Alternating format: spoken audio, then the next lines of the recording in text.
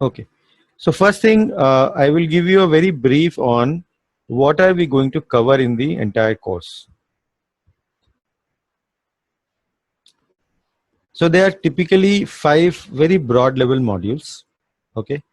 We'll start by looking at problem solving and requirement elicitation. Now, problem solving is one of the fundamental skills for any business analysts, not necessarily related to only IT solutions, but in general, business analysts are involved with problem solving.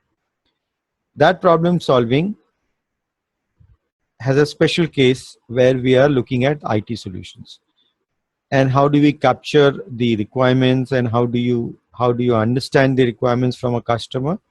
That will be covered under requirement elicitation. So that is module number 1.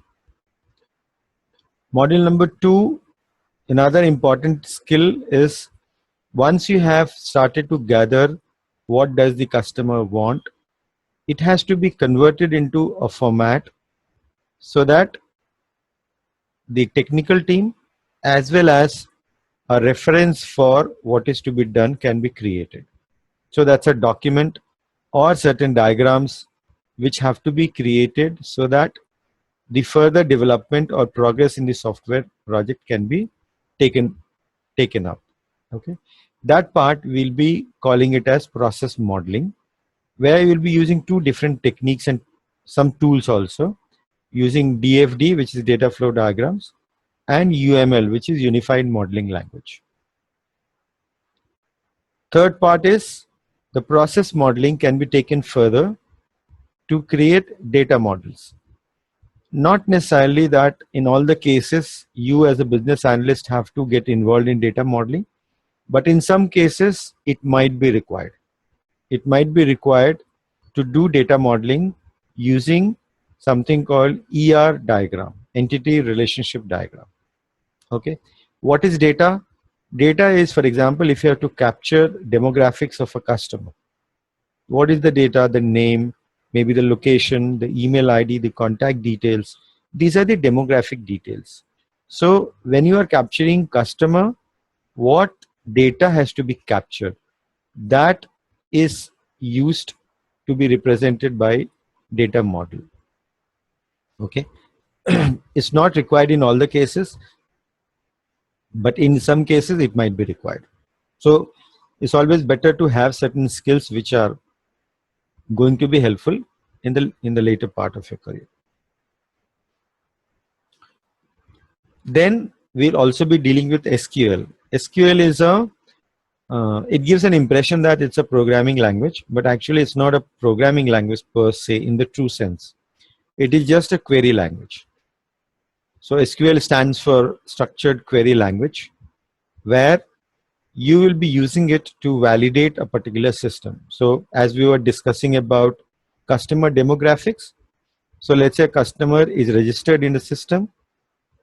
That data has to be stored somewhere so that you can use it later on for search or for any other purposes.